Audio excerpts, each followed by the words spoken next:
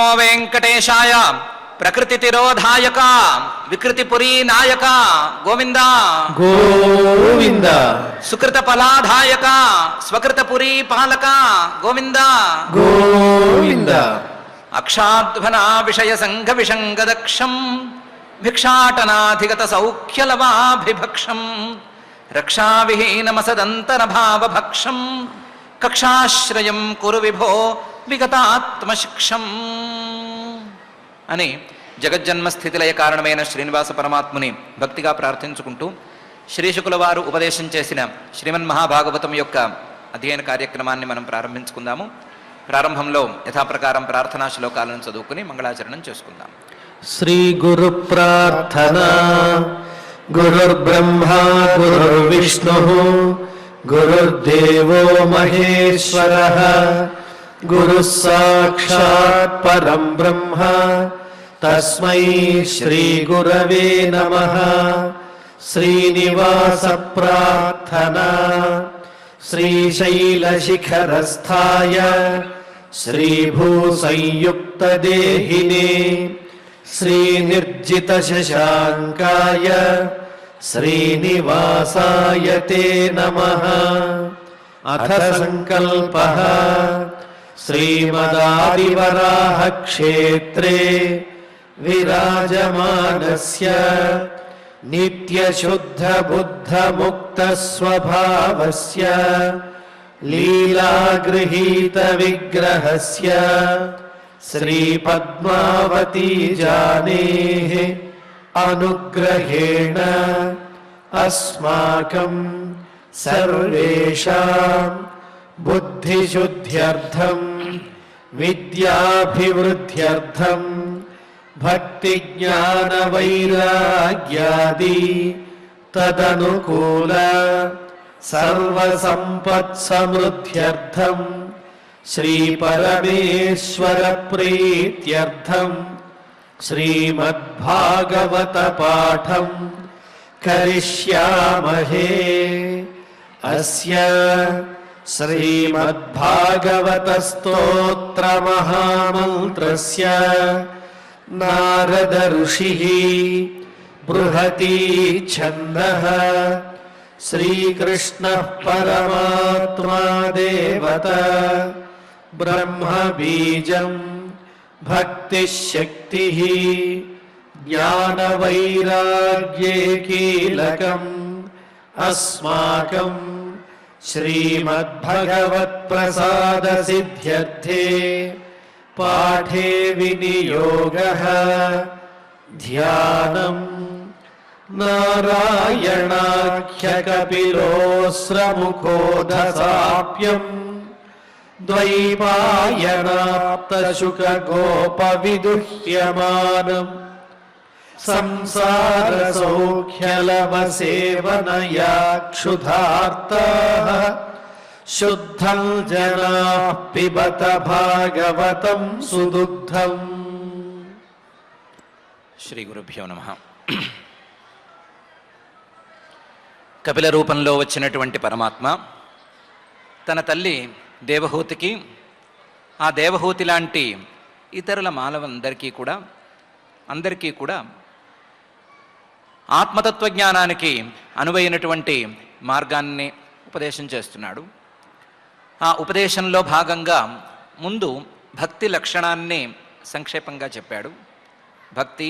ఆ భక్తి తాలూకు వ్యవహారాలు చెప్పి దాని తరువాత తత్వాలను లెక్కగట్టి చూపించాడు. ఆ తత్వాలను లెక్కగట్టడం అనేది కొంచెం విస్తృతంగా చూపించి, ఈ తత్వాలను లెక్కగట్టినప్పుడు వచ్చినటువంటి అన్నిటికంటే గొప్పదైన ఆత్మతత్వం, దాన్ని అందుకోవటానికి సాధనాలను ఉపదేశం చేయాలి అనే అభిప్రాయంతో 28వ అధ్యాయాన్ని, తృతీయ స్కంధంలోని 28వ అధ్యాయాన్ని ప్రారంభం చేస్తున్నాడు. ఈ అధ్యాయంలో ప్రధానంగా కపిలుడు యోగాంగం ద్వారా పరమాత్మ యొక్క సగుణ రూపాన్ని మనసులో ఉంచుకునేటువంటి విధానాలను, అందులో ఉండేటువంటి విశేషమైన అంశాలను ఉపదేశం చేయదలిచి దానికి తగ్గట్టుగా ఉపదేశాన్ని ఇలా ప్రారంభిస్తున్నాడు. శ్రీ భగవానువాచ, కపిల రూపంలో ఉండేటువంటి పరమాత్మ ఇలా చెప్తున్నాడు. యోగస్య లక్షణం వక్ష్యే సబీజస్య నృపాత్మజే మనో ఏనైవ విధినా ప్రసన్నం యాతి సత్పథం అని ప్రారంభించి, నృపాత్మజే, ఓ స్వయంభువ మనువు గారికి పుత్రిక అయినటువంటి ఓ దేవహూతి, యోగస్య లక్షణం వక్ష్యే, యోగం తాలూకు లక్షణాలను నేను చెప్పబోతున్నాను, జాగ్రత్తగా విను. ఈ యోగం 2 రకాలుగా ఉంటుంది అని చాలామందికి తెలుసు. సబీజం, నిర్బీజం అని 2 రకాలు. అందులో నేను ఇప్పుడు సబీజ యోగం తాలూకు లక్షణాన్ని చెప్పబోతున్నాను, జాగ్రత్తగా విను. సబీజ యోగం అంటేనే ఏదో ఒక అంశాన్ని ఆలంబనంగా తీసుకుని ఆ ఆలంబనగా తీసుకున్నటువంటి అంశం మీద మనస్సును బలంగా నిలబెట్టడం, మనస్సు చెదిరిపోకుండా ఇటు అటు పోకుండా అట్టు పెట్టడం. ఆ ఆలంబనంగా తీసుకున్నటువంటి అంశాన్ని తప్ప మరొక విషయాన్ని మనసులోకి రానివ్వకపోవటం అని గనక అయినట్లయితే అలాంటి సబీజ యోగం గురించి నేను వివరంగా చెప్తాను, జాగ్రత్తగా విను.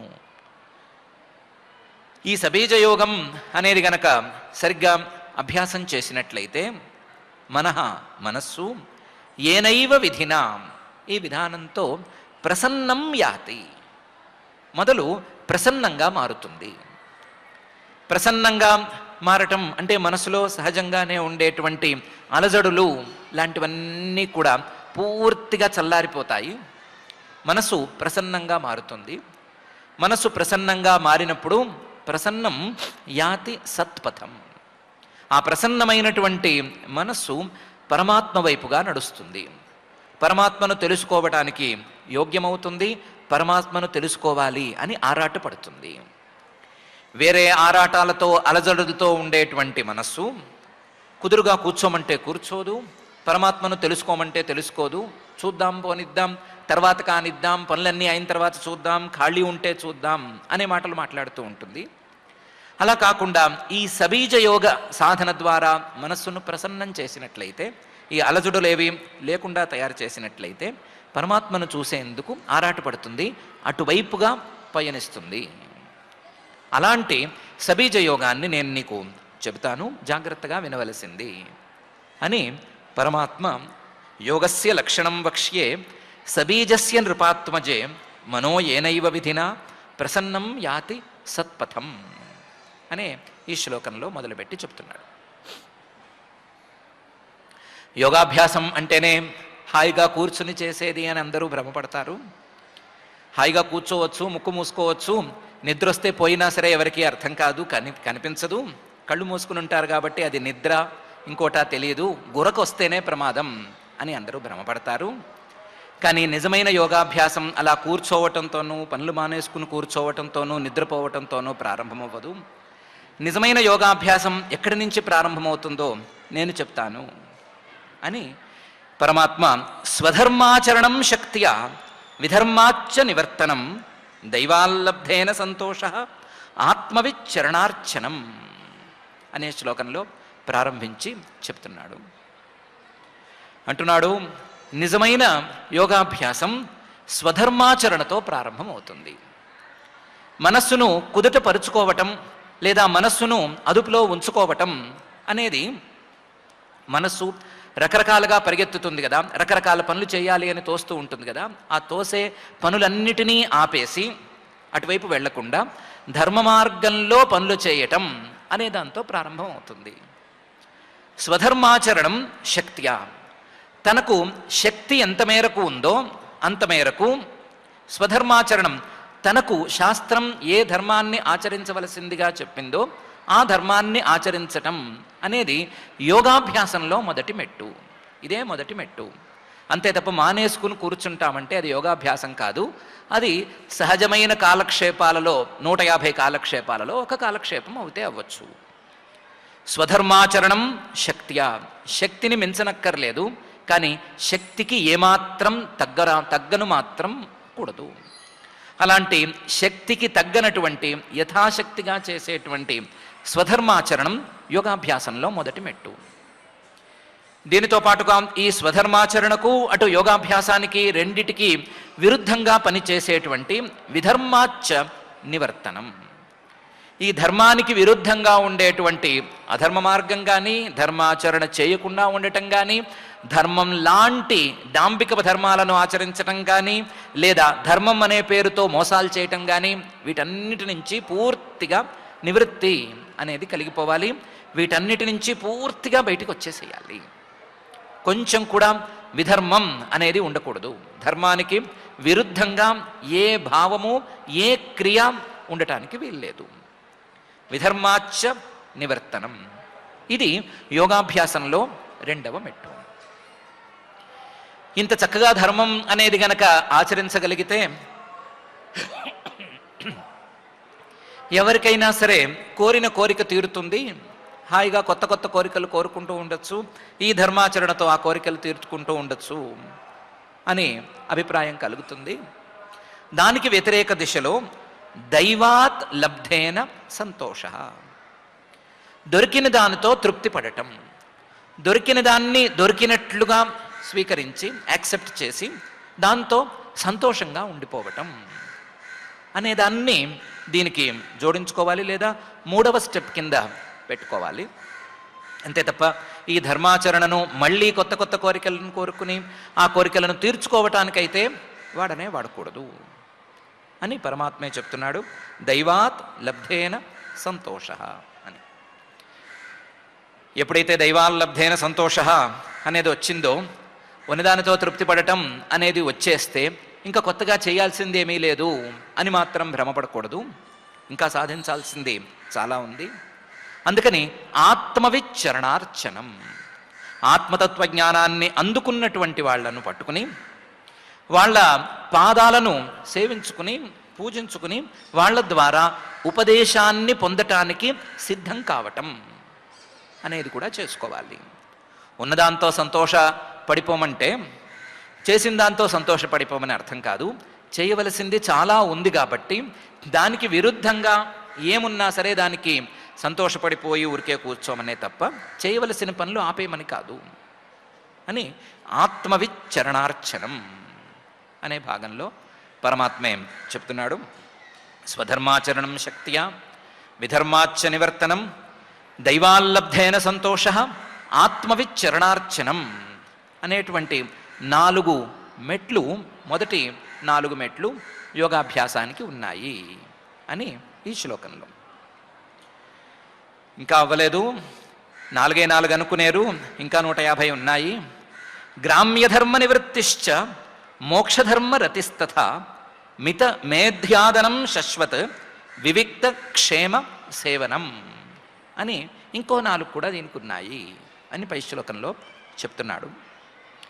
గ్రామ్య ధర్మ నివృత్తిశ్చ, శాస్త్రాలు ఫలానా పనులు నీకు పనికిరావు అని గనక చెప్పినట్లయితే, ఫలానా పనులు నువ్వు చేయకూడదు అని చెప్పినట్లయితే వాటి నుంచి పూర్తిగా వెనక్కు మళ్ళటం.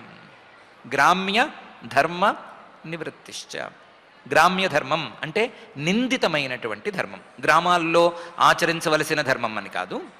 గ్రామ్య ధర్మం అంటే నిందిత ధర్మం, శాస్త్రాలు నిందించినటువంటి ధర్మం. ఆ ధర్మం నుండి పూర్తిగా మరలటం.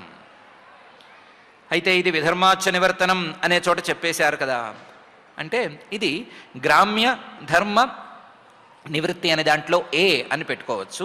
బి ఇంకోటి కూడా ఉంది, ఏ కోరికను కోరి ధర్మాచరణ చేయకపోవటం, కోరికలతో ధర్మాచరణ చేయటం అనే విధానానికి పూర్తిగా స్వస్తి పలికేయటం అనేదాన్ని కూడా గ్రామ్య ధర్మ నివృత్తి అనే పదానికి అర్థంగా ఉంచుకోవచ్చు అని పరమాత్మ అంటున్నాడు. కోరికలను కోరటం, కోరికలను తీర్చుకోవటానికి ధర్మాచరణను వాడుకోవటం అనే విధానాన్ని పూర్తిగా కట్టి పెట్టేస్తే కానీ పైకి వెళ్ళటం అనేది సాధ్యం కాదు. కాబట్టి ఆ గ్రామ్య ధర్మ నివృత్తి అనేది ఈ దశలో దొరకవలసిందే. ధర్మాన్ని ఈ విధంగా వాడుకోవటం అనేది శాస్త్రాలు నిందిస్తున్నాయి అని అర్థం చేసుకోవాలి. చేసుకుని దానికి తగ్గట్లుగా గ్రామ్య ధర్మ నివృత్తి అనే దాన్ని సాధించాలి అని చెప్తున్నాడు. మరి గ్రామ్య ధర్మ నివృత్తి చేసుకుంటే ఎక్కడ ఇష్టపడాలి, ఎక్కడ ప్రీతిని కలిగి ఉండాలి అంటే మోక్షధర్మ రతిస్తథ అని పై భాగంలో చెప్తున్నాడు. మోక్షానికి కావలసినటువంటి ధర్మాలు, మోక్షానికి అందుకోవలసినటువంటి ధర్మాలు, వీటి మీద ప్రేమను పెంచుకోవాలి. మోక్షానికి కావలసినటువంటి ధర్మాలు నిష్కామ ధర్మాలు, భగవద్గీతలో పరమాత్మే చెప్పినటువంటి కర్మయోగం అని పిలువబడేటువంటి ధర్మాలు. అలాగే మోక్షానికి కావలసినటువంటి ధర్మాలు మనస్సు ప్రశాంతంగా ఉండటం, ఏకాగ్రంగా ఉండటం లాంటి ధర్మాలు. వీటి మీద ప్రేమను పెంచుకోవాలి. గ్రామ్య ధర్మాల మీద పూర్తిగా వైరాగ్యం లేదా వైరస్యం ఇవి పెరగాలి. మోక్ష ధర్మాల మీద ప్రీతి పెరగాలి. ఆ మోక్ష ధర్మాల మీద ప్రీతి పెరిగిన కొద్దీ మోక్ష మార్గం వైపుకు అడుగులు వేయటం అనేది పెరుగుతుంది. దానికి ఏం చేయొచ్చు అంటే ముందు మిత మేధ్య అదనం, తినే తిండి దగ్గర నుంచి అన్నిటి మీద జాగ్రత్త తీసుకోవాలి అని అంటున్నాడు. మితం శరీరానికి ఎంత కావాలో అంత తినటం, మేధ్యం తినేటువంటి తిండి, తీసుకునేటువంటి ఆహారం పరిశుద్ధంగాను మనకు మనసుకు లేదా శరీరానికి మంచి సంస్కారాలను అందించే విధంగాను ఉండేటట్లుగా చూసుకోవటం. మితం మేధ్యం, కేవలం మితం మాత్రమే కాదు, మేధ్యం చాలా ప్రధానమైనటువంటి అంశం. ఇలాంటి మిత మేధ్య అదనం అనే తీరులో ఆహారం దగ్గర నుంచి జాగ్రత్తగా చూసుకోవాలి. ఆహార శుద్ధౌ సత్వశుద్ధి, సత్వశుద్ధౌ దృఢామతి అని కదా ఉపనిషత్తు చెప్తోంది. దానికి తగ్గట్లుగా శుద్ధమైనటువంటి ఆహారాన్ని, ఆ ఆహారాన్ని మితంగా అనేది తీసుకోవటం ప్రారంభమైతే పైన అడుగులు పడగటానికి వీలుగా ఉంటుంది. మరీ కడుపు నిండా కాకుండా కంఠం దాకా తినేసి ప్రశాంతంగా నిద్రపోవాలి లేదా అరగట్లేదు అనేటువంటి తపనలో పడిపోతే ఇంకా చేసేది మాత్రం ఏముంటుంది, త్రేనుస్తూ కూర్చోవటం తప్ప చేసేది ఏముండదు. కాబట్టి మిత మేధ్యాసనం అనేది అలవాటు చేసుకోవాలి అని పరమాత్మ అంటున్నాడు. దీనికి తోడు శశ్వత్ వివిక్త క్షేమ సేవనం. ఎప్పుడు వివిక్తం జనాలు తిరుగుతునేటువంటి ప్రదేశాల్లో కంటే కాస్త జనాల తాకిడి తక్కువగా ఉండేటువంటి ప్రదేశాల్లో ఉండటానికి ఇష్టపడాలి. వివిక్తం, జనాలు తాకిడి లేకపోతే గనక ఆ ప్రదేశానికి సేఫ్టీ ఉండకపోవచ్చు అనే భయం లేకుండా క్షేమ, కాస్త సేఫ్టీ ఉన్న చోటే చూసుకోవాలి. అలాంటి ప్రదేశాన్ని చూసుకుని అక్కడ ఉండటానికి ఎక్కువగా అభ్యాసం చేయాలి. జనాలు సహజంగానే మంచివాళ్ళు, చెడ్డవాళ్ళు అనేవాళ్ళు ఎవరు ఉండరు. కానీ మంచివాళ్ళు కలిస్తే కబుర్లు చెప్పేసుకుంటారు. మంచివాళ్ళు కొంచెం ఎక్కువసేపు కలిస్తే మంచితనం ఎక్కువైపోయి పోట్లాడుకుంటారు. మంచివాళ్ళు ఇంకొంచెం సేపు ఎక్కువ కలిస్తే విరోధాలు ఎక్కువ పెట్టుకుంటారు. వీడికంటే నేను, నాకంటే వీడు, ఎక్కువ గొప్ప, ఎవరు గొప్ప అనే పోట్లాటలు అనవసరంగా తెచ్చుకుంటారు. అందుకని మంచివాళ్లతో కలవకుండా, ఎవరితోనూ కలవకుండా ఏకాంతవాసం చేయటానికి ఎక్కువ మొగ్గు చూపాలి. ఆ ఏకాంతవాసం అనేది అందరికీ భయంకరంగానే ఉంటుంది. ఏకాంతవాసం ఎవరూ లేకపోతే, ఎవరు చూడకపోతే నా సేఫ్టీ మాట ఏమిటి అనే మాట వస్తుంది.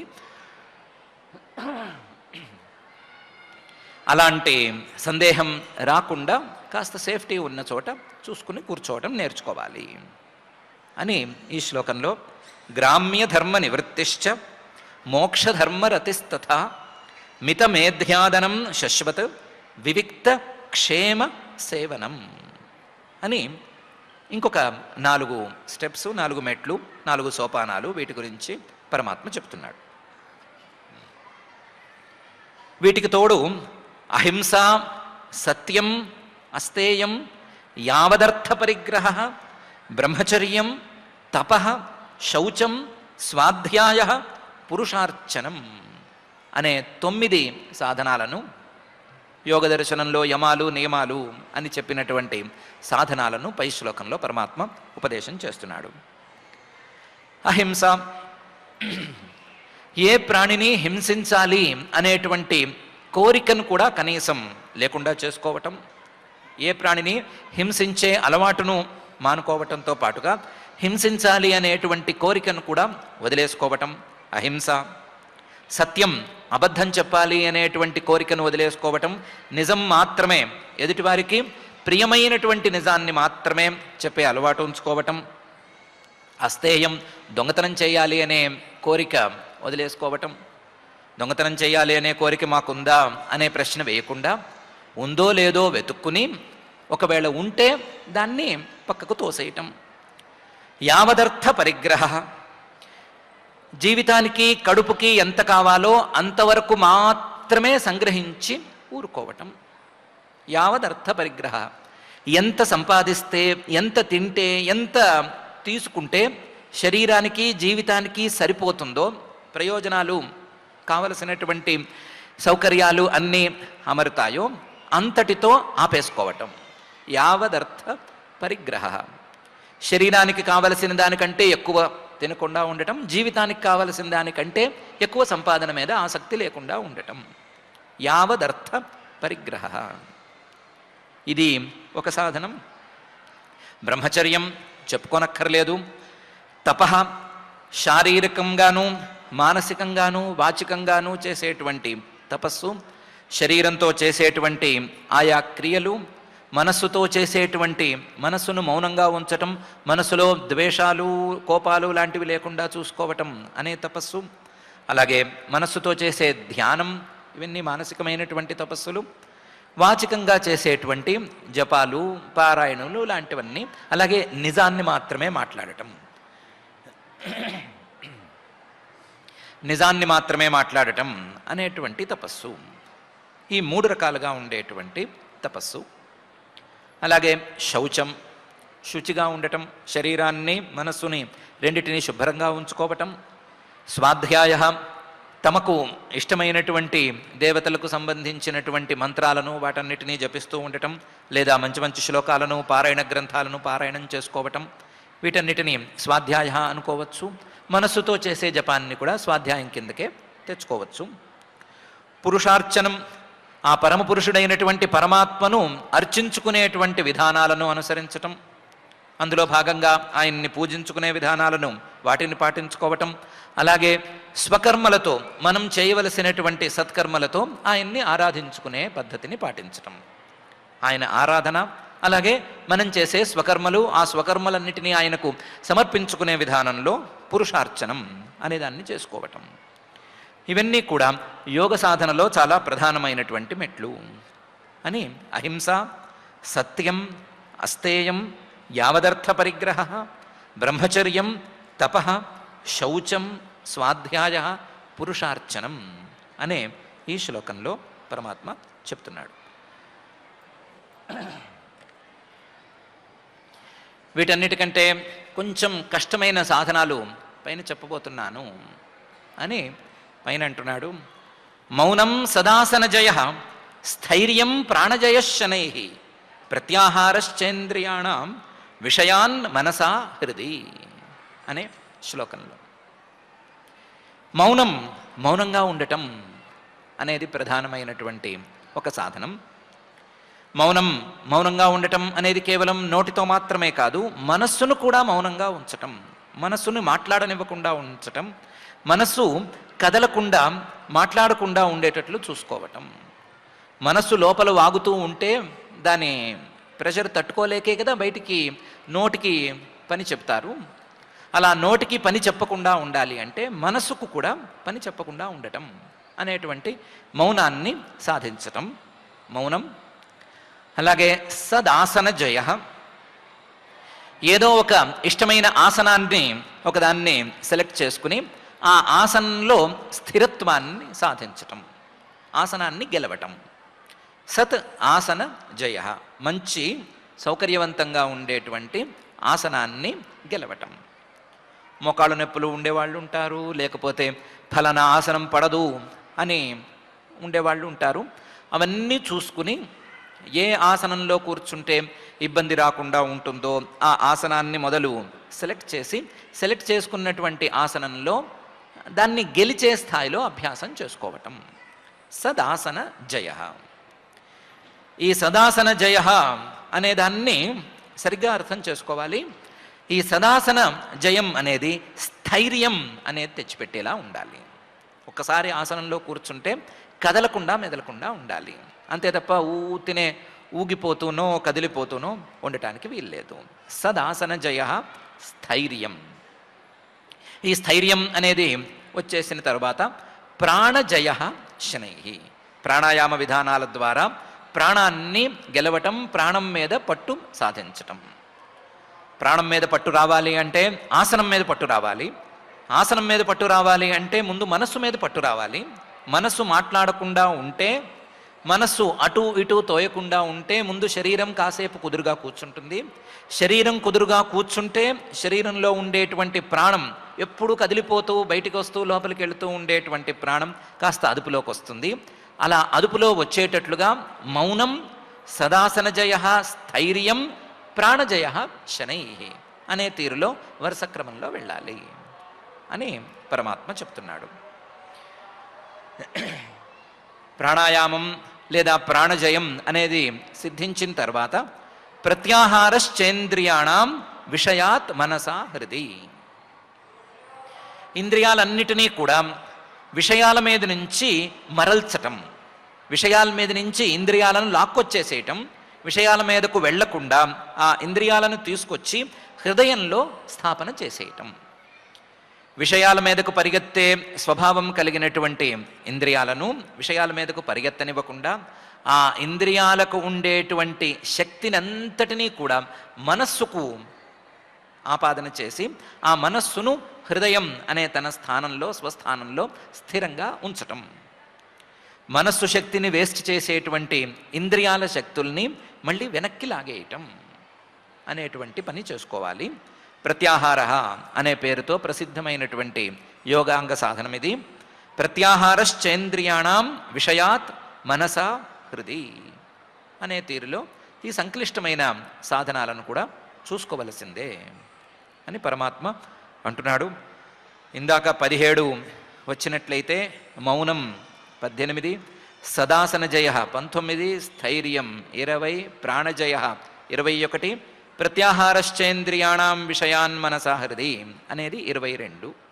ఈ 22 కూడా ఈ శ్లోకంలో చెప్పిన వాటితో కలిసి యోగాభ్యాసానికి మెట్లు అని పరమాత్మ అంటున్నాడు.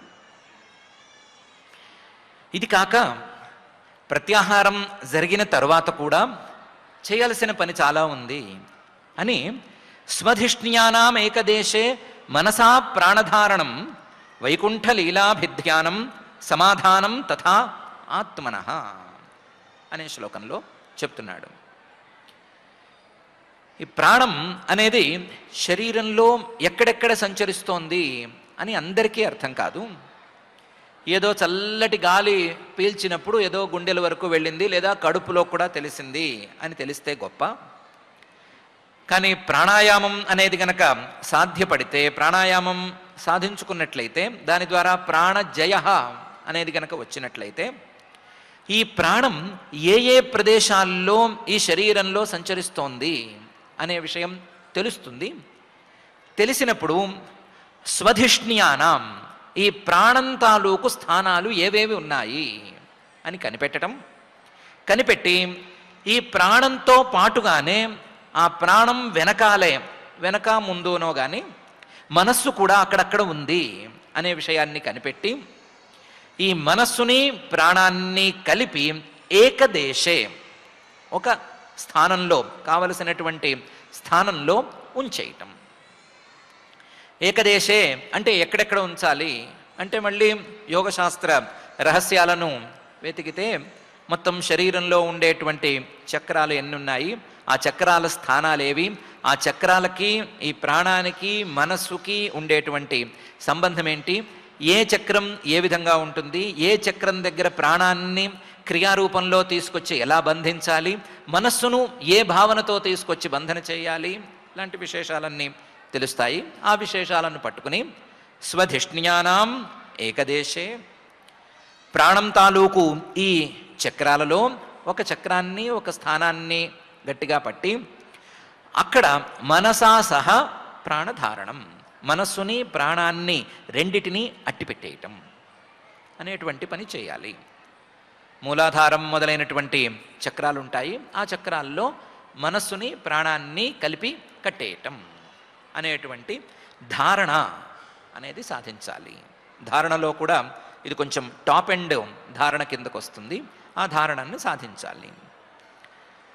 ఈ ధారణ అనేది గనక ఏర్పాటైతే మనస్సు కుదురుగా ప్రాణం ఉన్న చోటే ఉండిపోయినట్లయితే అక్కడ ధ్యానాన్ని ప్రారంభించుకోవాలి.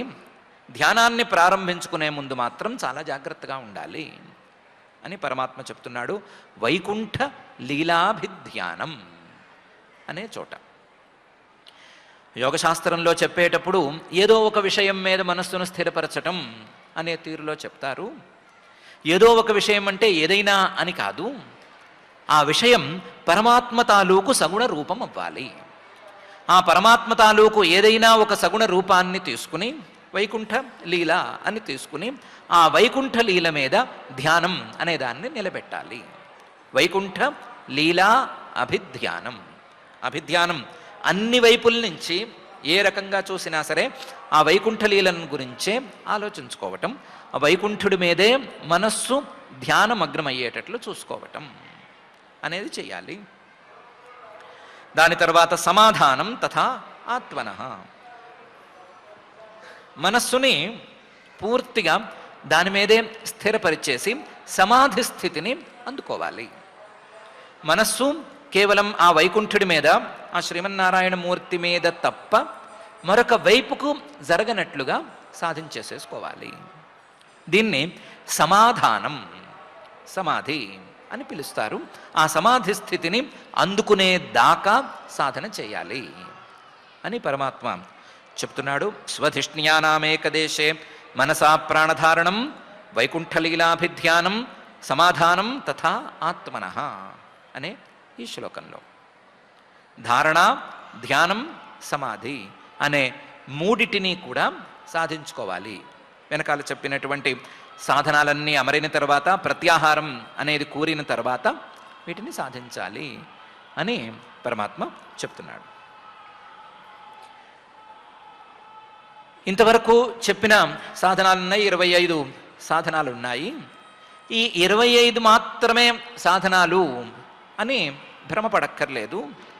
ఏతైరన్యైశ్చ పథిభిః మనోదుష్టమసత్పథం బుద్ధ్యాయుంజీత శనకైః జితప్రాణో హియతంద్రితః అని ఇలాంటివి ఎన్నున్నా, ఇలాంటి మంచి సాధనాలు ఎన్నున్నా సరే వాటన్నిటినీ పాటించుకోవలసిందే, వాటన్నిటినీ అనుష్ఠానం చేసుకోవలసిందే, వాటన్నిటినీ సాధించుకుంటూ ఉండవలసిందే, వాటి ద్వారా మనస్సును అదుపులో ఉంచుకోవలసిందే అని చెప్తున్నాడు. ఏతైః ఇప్పుడు చెప్పిన 25 ఉండనే ఉన్నాయి. అన్యైశ్చ ఇంకా చెప్పనివి, ఇందులో మిగిలినవి చాలానే ఉన్నాయి. ఇంకా చెప్పాల్సినవి కూడా చాలానే ఉన్నాయి. వాటన్నిటినీ కూడా కలుపుకుని పథిభిః ఆ మార్గాలన్నిటినీ కూడా చేర్చుకుని ఏతైరన్యైశ్చ పథిభిః మనస్సుని యుంజీత నిలబెట్టుకోవాలి. మనస్సును ఎందుకు నిలబెట్టుకోవాలి అంటే మనస్సు ఒకసారి వదిలేస్తే అది కాస్త దుష్టం అయిపోతుంది. మనస్సును గనక వదిలేసేస్తే అది చెడు మనస్సుగా మారిపోతుంది. మనస్సుకు గనక స్వాతంత్ర్యం ఇచ్చేస్తే అది అసత్పథం, మంచిదారినే ఎంచుకుంటుంది అని గ్యారంటీ లేదు. మంచిదారిని ఎంచుకోవచ్చు, కోకపోవచ్చు. మంచిదారిని ఎంచుకోనప్పుడు అది అసత్పథం, చెడుదారిని ఎంచుకుంటే గనక అది ఆ వ్యక్తిని చాలా పాడు చేస్తుంది. కాబట్టి మనసుకు స్వాతంత్ర్యం ఇవ్వటం అనేది సజెస్టబుల్ కాదు. కాబట్టి మనో యుంజీత, మనస్సును నిగ్రహించుకోవటం అనేదే ఉత్తమం. మనోదుష్టం అసత్పథం బుద్ధ్యా యుంజీత. ఒకవేళ గనక మనస్సు ఆల్రెడీ అసన్మార్గంలో, చెడు మార్గంలో సంచరించడానికి అలవాటు పడ్డా సరే ఏం పర్వాలేదు, దాన్ని బుద్ధ్యా, నిశ్చయంతో, బుద్ధితో యుంజీత నిలబెట్టుకోవచ్చు. మనస్సు ఒకవేళ అలవాటు పడిపోయినా పర్వాలేదు, నో ప్రాబ్లం ఎట్ ఆల్. కాకపోతే దానికి కావలసినటువంటి మనస్సును సన్మార్గంలో నిలబెట్టుకోవాలి అనేటువంటి నిశ్చయం ఉండాలి, బుద్ధి అనే నిశ్చయం ఉండాలి. ఆ నిశ్చయం ఉండే మాట అయితే బుద్ధ్యా యుంజీత. కాకపోతే దీనికి పొరపాటును కూడా కంగారు పడకూడదు. శనకైహి, నిదానంగానే దీన్ని సాధించుకోవాలి. జితప్రాణ అతంద్రిత. జితప్రాణ దీనికి తగ్గట్లుగా మనస్సు మీద దెబ్బ కొట్టడానికి ప్రాణాయామాన్ని అలవాట్లో ఉంచుకోవాలి. అతంద్రిత మనస్సు బెసిగిపోకుండా చూసుకోవటానికి ఏమాత్రం అనవధానం లేదా ఏకాగ్రత లేకపోవటం, పట్టించుకోకపోవటం లాంటివి లేకుండా జాగ్రత్తగా మనస్సు మీదే దృష్టి పెట్టి ఉంచాలి. ప్రాణాయామం అనేది మనస్సుకు చాలా పెద్ద దెబ్బ. ప్రాణం అనేది ఇష్టం వచ్చినట్లు సంచరిస్తూ ఉన్నంతకాలం మనస్సు కూడా తన ఇష్టం వచ్చినట్లు బయటికి లోపలికి ఇష్టం వచ్చినట్టు తిరుగుతుంది. యథేష్టంగా ప్రాణము ఇది ఒడంబడికి వచ్చినట్లుగా ఇష్టం వచ్చినట్లు ఉంటాయి. అలా కాకుండా మనస్సుకు తోకలాంటి ప్రాణాన్ని గనక గట్టిగా పట్టుకోగలిగితే మనస్సుకు కూడా ఆడటానికి ఏమీ ఉండదు. కోతిలాంటి మనస్సు కూడా ఇంకా ఆడటానికి ఏమీ లేక కాస్త కుదురుగా ఉంటుంది. ఆ కుదురుగా ఉండే సమయంలో జాగ్రత్త వహిస్తే సరిపోతుంది. కుదురుగా ఉన్నటువంటి కోతిని కదల్చకుండా మళ్ళీ పాడు చేయకుండా ఉంటే చాలు, అది కాస్త సన్మార్గంలోకి నడిచిపోతుంది.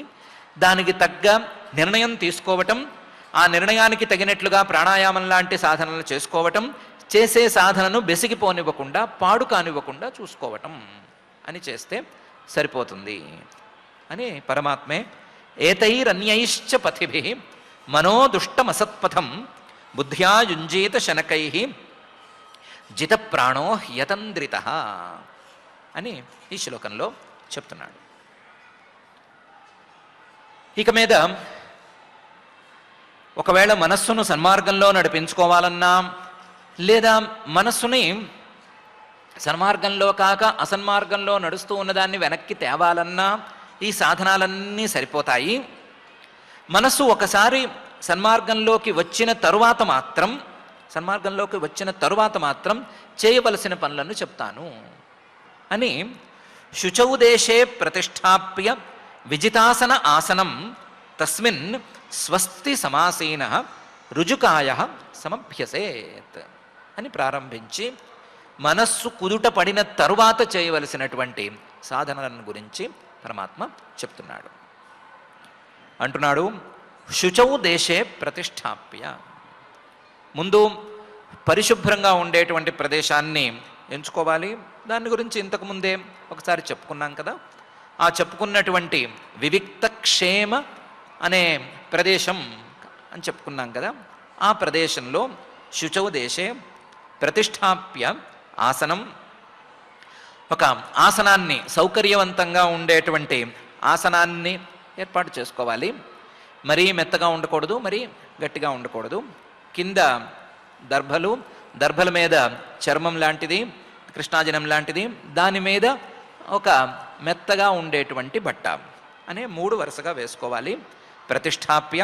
ఒకవేళ కృష్ణాజనం లాంటివి వేసుకోవటం గనక నిషిద్ధమైతే గనక దాని జోలికి వెళ్ళనక్కర్లేదు. అది లేకపోయినా పర్వాలేదు, కాస్త బట్ట మాత్రం ఉంటే సరిపోతుంది. శుచౌ దేశే ప్రతిష్టాప్య ఆసనం విజితాసన. దాని మీద కూర్చుని ముందుగా ఒక ఆసనాన్ని అభ్యాసం చేయాలి.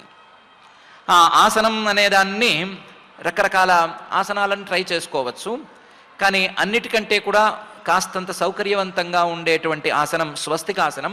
కాబట్టి తస్మిన్ స్వస్తి సమాసీనః, స్వస్తికాసనంలో కూర్చుని ఆ ఆసనాన్ని గెలిచి, అంటే ఆ ఆసనంలో స్థిరత్వాన్ని సాధించి పైన సాధన చేసుకోవాలి. తస్మిన్ స్వస్తి సమాసీనః.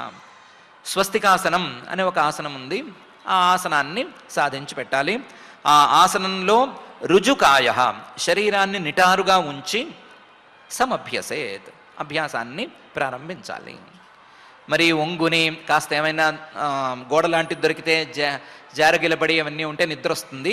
కాబట్టి నిద్ర వచ్చేందుకు వీలుగా లేకుండా కాస్తంత రుజుకాయ, మనస్సు శరీరము 2 రుజువుగా ఉండేటట్లు ఏర్పాటు చేసుకోవాలి అని పరమాత్మ శుచౌ దేశే ప్రతిష్టాప్య విజితాసన ఆసనం తస్మిన్ స్వస్తి సమాసీనః రుజుకాయ సమభ్యసేత్ అని ఈ శ్లోకంలో అంటున్నాడు. తస్మిన్ స్వస్తి సమాసీనః అనే ముక్క ద్వారా స్వస్తికాసనంలోనైనా కూర్చోవచ్చు అని అంటున్నాడు. లేదా ఏ ఆసనం సుఖంగా ఉంటుందో, స్వస్తిగా ఉంటుందో ఆ ఆసనంలోనైనా కూర్చోవచ్చు అని 2 రకాలుగాను చెప్తున్నాడు. రుజుకాయ అనేది మాత్రం ప్రధానం అని చెప్తున్నాడు. స్వస్తికాసనం గురించి కూడా 2-3 రకాల విధానాలు ఉన్నట్లున్నాయి. అందులో ఒక విధానం ప్రకారం చూస్తే ఊరు జంఘాంతర ఆదాయ పాదాగ్రే జానుమధ్యగే యోగినో యదవస్థానం స్వస్తికం తద్విదుర్బుధా అనే విధానం చూసుకుంటే గనక మోకాళ్ళ మధ్యలోకి పాదాలు చేరిపోయేటట్లు ఉండాలి. 2 మోకాళ్ళ మధ్యలో అరికాళ్ళు చేరేటట్లు ఉండాలి. ఆ అరికాళ్ళు చేరేటువంటి సమయంలో పిక్కలు అలాగే తొడలు ఈ 2 కలిసిపోయి ఉండాలి. పిక్కలు తొడలు కలిసిపోయి ఉండాలి. 2 అరికాళ్ళు కూడా బయటికి కనిపించకుండా ఈ జాయింట్స్ ఉంటాయి కదా, జాయింట్స్ మధ్యలోకి చేరిపోవాలి. మోకాళ్ళ మధ్యలోకి 2 అరికాళ్ళు చేరాలి. 2 పిక్కలు కూడా తొడలకి పూర్తిగా దగ్గరగా ఉండాలి. దగ్గరగా ఉండేటువంటి ఆసనాన్ని ఒక విధానం ప్రకారం స్వస్తికాసనం అని పిలుస్తారు. ఈ ఆసనానికి వేరే పేరు పెట్టినటువంటి విధానము ఉంది. స్వస్తికాసనాన్ని ఇంకో విధానంలో చూపించినటువంటి పద్ధతి కూడా ఉంది. 2 మోకాళ్లను ఒక సమాంతర రేఖలో ఉంచి 2 అరికాళ్లను 2 వైపులకి తీసుకురావటం అనే విధానం కూడా స్వస్తికాసనానికి ఉన్నట్లుంది. ఎలా ఉన్నా సరే స్వస్తికాసనం లేదా సుఖాసనం అనే దాన్ని సాధించుకుని దాని ద్వారా శరీరాన్ని కదల్చకుండా ఉండటం, శరీరాన్ని నిటారుగా ఉంచటం అనేది చేసుకోవాలి అని ఈ శ్లోకంలో పరమాత్మ చెప్తున్నాడు. ఇదైన తర్వాత ఆసన సిద్ధి అనేది ఏర్పడిన తర్వాత ప్రాణస్య శోధయేన్ మార్గం పూర కుంభక రేచకై ప్రతికూలేన వా చిత్తం యథాస్థిరం అచంచలం అనే శ్లోకంలో ప్రాణాయామాన్ని సాధన చేయాలి అని చెప్తున్నాడు. ప్రాణస్య శోధయేన్ మార్గం, ప్రాణం తాలూకు మార్గం, ప్రాణం తాలూకు గతి, దీన్ని కాస్తంత బాగు చేయాలి ఇన్ ద సెన్స్ ఏమీ లేదు. ఇంతవరకు ప్రాణం దాని ఇష్టం వచ్చినట్లు అది సంచరిస్తోంది. ఎప్పుడు కావాలంటే అప్పుడు లోపలికి వెళుతుంది, ఎప్పుడు కావాలంటే అప్పుడు బయటకు వచ్చేస్తోంది. అలా కాకుండా మనం ఎప్పుడు కావాలనుకుంటే అప్పుడు లోపలికి రావాలి. ఎంతసేపు బయటికి విడవదలుచుకుంటే అంతసేపు బయటికి రావాలి. నువ్వు కాసేపు ఆగిపో అంటే ఉండిపోవాలి. ఆ పరిస్థితులలో ఆ దశకు వచ్చేటట్లుగా ఈ ప్రాణాయామ సాధన చేయాలి. ప్రాణస్య శోధయేత్ మార్గం. దానికి ఏం చేయొచ్చు అంటే పూరక కుంభక రేచకై ఇవి చేయొచ్చు. పూరకం అంటే గాలిని పీల్చుకోవటం, రేచకం అంటే గాలిని వదిలిపెట్టేయటం, ఈ రెండిటి మధ్య కుంభకం గాలిని లోపల నిలబెట్టి ఉంచటం. పూరక రేచక కుంభకాలు అనే 3 విధానాలతో ప్రాణాన్ని అదుపులోకి తీసుకోవటం. ఈ పూరక రేచక కుంభకాలను చేసేటప్పుడు దీనికి ప్రతికూలేనవా, వీటన్నిటికీ ప్రతికూలంగా ఇంకొక విధానంలో కూడా ప్రయత్నం చేసుకోవచ్చు.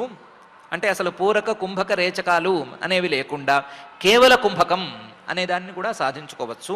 గాలిని నిలబెట్టేయటం, గాలితో అవసరమే లేకుండా చేసేయటం అనే స్థితిని సాధించుకోవచ్చు.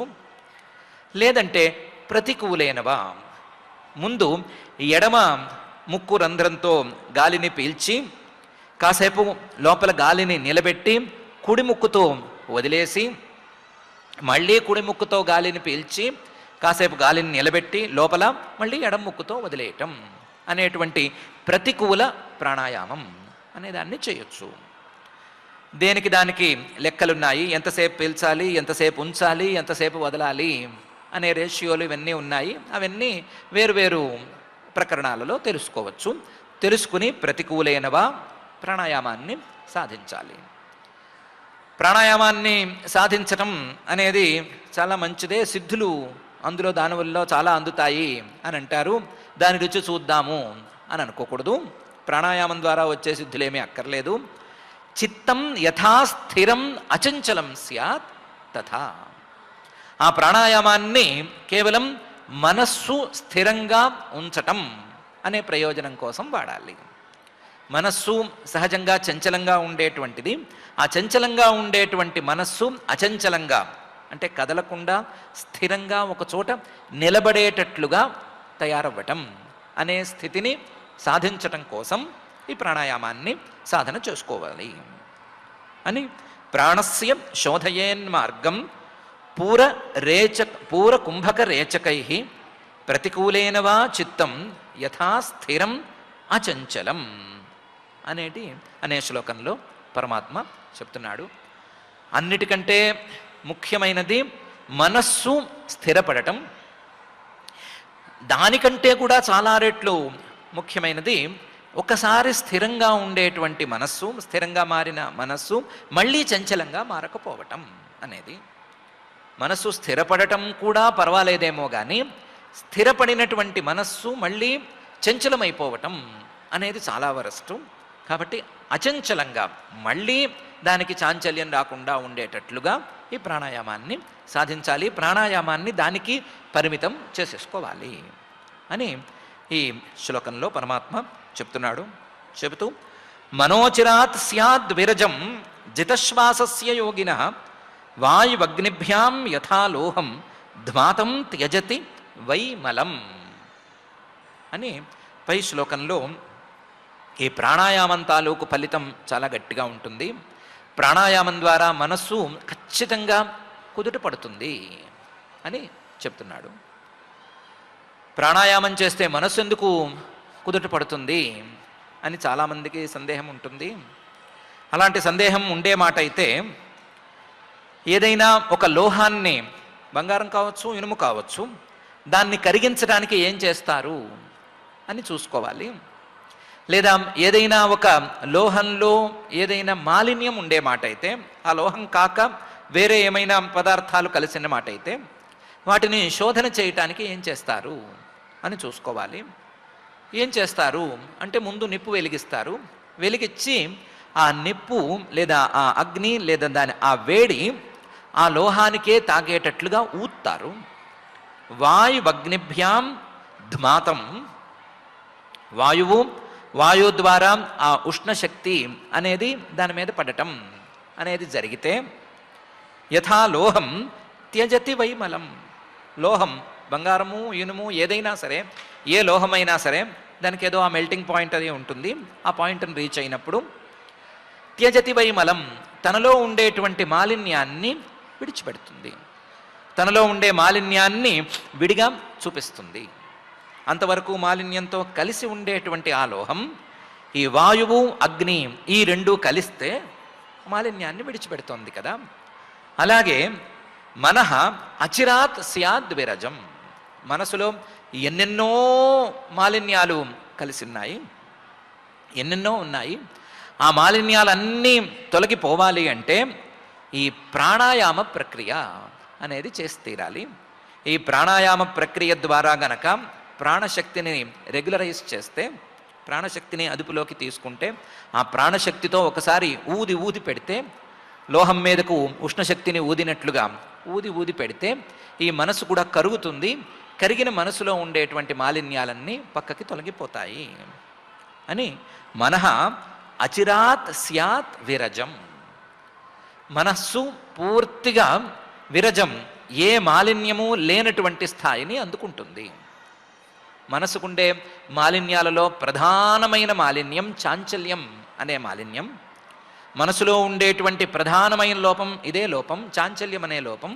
ఆ చాంచల్యం పోయి స్థిరంగా మారుతుంది. మనః అచిరా స్యాత్ విరజం జితశ్వాసస్య యోగినః. ప్రాణాయామం గనక చేస్తే ఆ యోగాభ్యాసం ద్వారా వచ్చేటువంటి ఆ వేడికి మనస్సు కరిగి తీరుతుంది. వాయువగ్నిభ్యాం యథాలోహం ధ్మాతం త్యజతి వైమలం అని పరమాత్మ ఈ శ్లోకంలో ప్రాణాయామం ద్వారా మనస్సుకు చాంచల్యం పోయి స్థిరత్వం ఏర్పడుతుంది. దాంతోపాటుగా మనస్సులోని ఇతర మాలిన్యాలన్నీ తొలగిపోయి మనస్సు పరిశుద్ధమవుతుంది అని దృష్టాంతపూర్వకంగా చెప్తున్నాడు. చెప్పి ప్రాణాయామైర్దహేద్దోషాన్ ధారణాభిశ్చ కిల్బిషాన్ ప్రత్యాహారేణ సంసర్గాన్ ధ్యానేన అనీశ్వరాన్ గుణాన్ అని పై శ్లోకంలో ప్రాణాయామం, ధారణ, ధ్యానం, సమాధి అనే 4 ద్వారా ఏం సాధించవచ్చు అనే అంశాన్ని గురించి చెప్తున్నాడు. ప్రాణాయామైర్దహేద్దోషాన్, ఇప్పుడే చెప్పుకున్నాం కదా, ప్రాణాయామం చేస్తే మనసులో ఉండేటువంటి మాలిన్యాలన్నీ పక్కకి వెళ్ళిపోతాయి. ప్రాణాయామై దహేత్ దోషాన్, ప్రాణాయామం చేస్తే ఇందాక లోహం కరిగినట్లుగా ఆ కరిగిన లోహంలో మాలిన్యాలు పక్కకు వచ్చినట్లు కూడా కాదు. ఈ ప్రాణాయామం చేస్తే మనసులోని దోషాలన్నీ కూడా మండిపోతాయి, మండి కాలి బూడిదైపోతాయి. ప్రాణాయామైర్ దహేత్ దోషాన్ ధారణాభిశ్చ కిల్బిషాన్, ప్రాణాయామం తర్వాత చేసేటువంటి ధారణ ద్వారా లోపల ఉండే ఎప్పుడెప్పుడో చేసినటువంటి పాపాలు ఇవన్నీ పోతాయి. ప్రత్యాహారేణ సంసర్గాన్, ప్రత్యాహారం అనేది గనక సాధించినట్లయితే విషయ సంసర్గం అనేది పోతుంది. ధ్యానేన అనీశ్వరాన్ గుణాన్, ధ్యానం అనేది గనక అలవాటైతే మనస్సుకు ఉండేటువంటి అనీశ్వర గుణం లేదా మనస్సుకు ఉండేటువంటి బిచ్చమెత్తుకునేటువంటి గుణం, అంటే ప్రతి విషయాన్ని కోరుకునేటువంటి గుణం అది పోతుంది. మనస్సు ఎప్పటికప్పుడు ఏదో ఒక విషయాన్ని కోరుకుంటూ బిచ్చమెత్తుకుంటోంది. ఈ మనస్సు తన శక్తి కంటే చాలా కింద స్థాయిలో ప్రవర్తిస్తోంది, తన శక్తికి తగ్గట్లుగా నడుచుకోవట్లేదు. ఆ మనసుకు ఉండేటువంటి అనీశ్వర గుణం అనేది పోవాలి అంటే దానికి ధ్యానం అనేది తప్పనిసరిగా కావాలి అని పరమాత్మ చెప్తున్నాడు. ప్రాణాయామం అంటే తెలుసు, పూరక రేచక కుంభకాలు లేదా కేవల కుంభకం, ఇది ప్రాణాయామం, ప్రాణజయం. దాని ద్వారా దోషాలు పోవటం, వాతపిత్త శ్లేష్మాది శరీరంలో ఉండేటువంటి దోషాలు పోతాయి, మనసులో ఉండేటువంటి దోషాలు పోతాయి. అన్ని దోషాలు పోయి శరీరము మనస్సు రెండు స్థిరంగాను బలంగాను మారిపోతాయి. అలాగే ధారణ అంటే తెలుసు, మనస్సును వాయువును ఒక చక్రంలో లేదా ఒక అంశం మీద కట్టడి చేసేయటం అనేటువంటి ధారణ. ఆ ధారణ ద్వారా పాపాలను తొలగించుకోవటం అనేది జరుగుతుంది. ప్రత్యాహారం అనేది మనకు తెలిసిందే, విషయాల మీద నుంచి మనస్సును లాగేయటం అని. విషయాల మీద నుంచి మనస్సును గనక లాగినట్లయితే, ఇంద్రియాలను కూడా లాగేసినట్లయితే ఆ విషయాలతో ఉండేటువంటి సంబంధం అనేది తొలగిపోతుంది. ధ్యానం అంటే తెలుసు, మనస్సును ఒక అంశం మీదకే ప్రవేశపెట్టడం, మనస్సులో రేగేటువంటి ఆలోచనలన్నీ కూడా ఒకే అంశం మీదకు మళ్ళటం అనేటువంటిది ధ్యానం. ఆ ధ్యానానికి ఆలంబనంగా వైకుంఠ లీలాభిధ్యానం అనే పాదంలో శ్రీమన్నారాయణమూర్తిని పరమాత్మే చూపించాడు.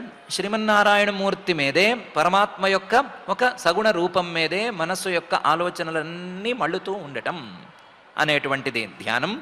ఆ ధ్యానం ద్వారా మనస్సుకు అంటినటువంటి అనీశ్వర గుణాలు, కామక్రోధాదులు ఇవన్నీ పోవటం అనేది జరుగుతుంది అని పరమాత్మ చెప్తున్నాడు. దీని ద్వారా సమాధి స్థితి అనే దానికి ఫలితాన్ని ఊహించుకోవచ్చు. సమాధి స్థితి ద్వారా ఆ లక్ష్యంతో కలిసి మమేకమైపోవటం అనేటువంటి పరిస్థితి ఏర్పడుతుంది అని చెప్తున్నాడు. ప్రాణాయామైర్దహేద్దోషాన్ ధారణాభిశ్చ కిల్బిషాన్ ప్రత్యాహారేణ సంసర్గాన్ ధ్యానేనానీశ్వరాన్ గుణాన్ అనే ఈ శ్లోకంలో. యదా మనస్స్వం విరజం యోగేన సుసమాహితం కాష్ఠాం భగవతో ధ్యాయేత్ స్వనాసాగ్రావలోకనః అనే పై శ్లోకంలో ఈ ధారణాధ్యాన సమాధులు కూడా కుదిరిన తరువాత, సమాధి స్థితి కూడా సవిషయంగా మారిపోయిన తర్వాత, యదా ఎప్పుడైతే మనస్సు విరజం సహజంగా ఎన్నెన్నో మాలిన్యాలతో కూడి ఉండేటువంటి మనస్సు విరజం ఏ మాలిన్యము లేనటువంటి స్థితిని అందుకుంటుందో అప్పుడు అది స్వం తన మనస్సు అవుతుంది. అలాంటి తన మనస్సుని, విరజమైనటువంటి మనస్సుని యోగేన సుసమాహితం, యోగాభ్యాసం ఇంతవరకు చెప్పుకున్నటువంటి యోగాభ్యాసంతో సుస్థిరంగా మారి ఉంటుంది కదా, ఆ సుస్థిరంగా మారినటువంటి ఈ మనస్సుతో కాష్టాం భగవతో ధ్యాయే, పరమాత్మ యొక్క ఏదైనా ఒక సగుణ రూపాన్ని తీసుకుని, ఒక మూర్తిని తీసుకుని ఆ మూర్తిని ధ్యానం చేసుకోవాలి. దానికి ఏం చేయాలి అంటే, ధ్యానం అంటే చాలామంది మాలో చేస్తారు. ధ్యానం అంటే కళ్ళు మూసుకుంటారు, కళ్ళు మూసుకుంటే సహజంగా వచ్చేది రానే వచ్చేస్తుంది, అంబ పలుకుతుంది. అలా కాకుండా కళ్ళు మూసుకుంటే వచ్చే అంబ పలకకుండా స్వనాసాగ్రావలోకన, తన కళ్ళని రెండిటినీ కూడా తన ముక్కు యొక్క చివరి భాగానికి అంటించేసేయాలి, లేదా కళ్ళతో కేవలం స్వనాసాగ్రాన్ని మాత్రమే చూస్తూ ఉండాలి. అలా స్వనాసాగ్రావలోకనగా ఉంటూ అటు అంబ పలక్కుండా చూసుకోవాలి. అదే సమయంలో కళ్ళు తెరిస్తే దిక్కులు చూడటం అనేటువంటి అలవాటుకు కూడా దూరంగా జరగాలి. కళ్ళు తెరిచే ఉంచాలి కానీ దిక్కులు చూడకూడదు, కళ్ళు పని చేయకూడదు కానీ నిద్రపోకూడదు.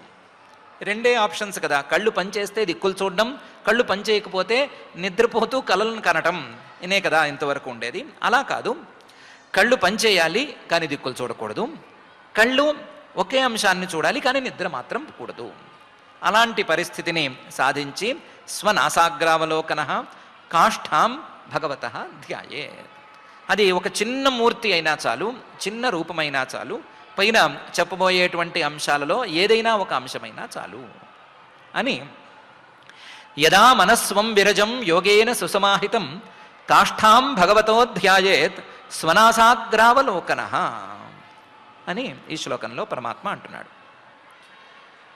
ఎలాంటి మూర్తిని ధ్యానం చేసుకోవాలి అంటే ఆయనే చెప్తున్నాడు. ప్రసన్న వదనాంభోజం పద్మగర్భారుణేక్షణం నీలోత్పల దళశ్యామం శంఖ చక్ర గదాధరం అనే శ్లోకంతో మొదలుపెట్టి, ప్రసన్న వదనాంభోజం, ఆ ధ్యానం చేసేటువంటి రూపం తాలూకు ముఖం చాలా ప్రసన్నంగాను విచ్చుకుని కాస్త చిరునవ్వు నవ్వుతున్నట్లుగాను ఉండాలి. ప్రసన్నంగా ఉండకుండా కోపంగా ఉండే మూర్తిని ధ్యానం చేస్తే ఏం ఫలితం? మనం ధ్యానం చేసే మూర్తి ప్రసన్నంగా ఉండాలి. ప్రసన్న వదనాంభోజం పద్మగర్భారుణేక్షణం, ఎర్రని తామర పువ్వు తీసుకుంటే ఆ తామర పువ్వు మధ్యలో చాలా ఎర్రగా ఉంటుంది, చివరికి వచ్చేసరికి ఆ ఎరుపు కాస్త తగ్గిపోతుంది కదా. ఆ మధ్యలో ఉండేటువంటి ఎరుపు మనం ధ్యానంలో చూసేటువంటి మూర్తి తాలూకు కళ్ళకు చివర ఉండాలి. కనుల కొనలు అంటారు కదా, ఆ కొనల్లో ఆ ఎరుపు ఉండాలి. ఎరుపు జీరలు స్పష్టంగా కనిపించాలి.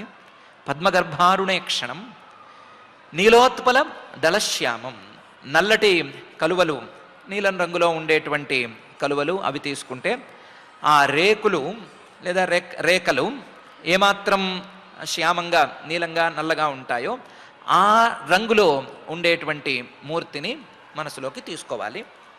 శంఖ చక్ర గదాధరం, 4 చేతులు, 4 చేతుల్లోనూ శంఖము చక్రము, పై 2 చేతుల్లోనూ, కింద ఒక చేతిలో గద, ఎలాగూ ఇంకో చేయి ఖాళీగా ఉంది, ఖాళీగా ఉంచకుండా ఆ చేతిలో ఒక పద్మం అనే తీరులో పెట్టుకోవాలి.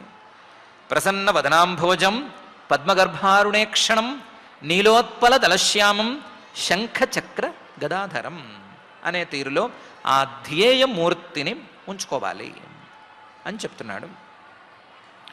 లసత్పంకజ కింజల్క పీత కౌశేయవాససం శ్రీవత్స వక్షసం భ్రాజత్ కౌస్తుభాముక్త కంధరం అనే తీరులో దానికి ఇంకా కూడా విశేషణాలను అందిస్తున్నాడు. ఆయన మీద వస్త్రం కనిపించాలి.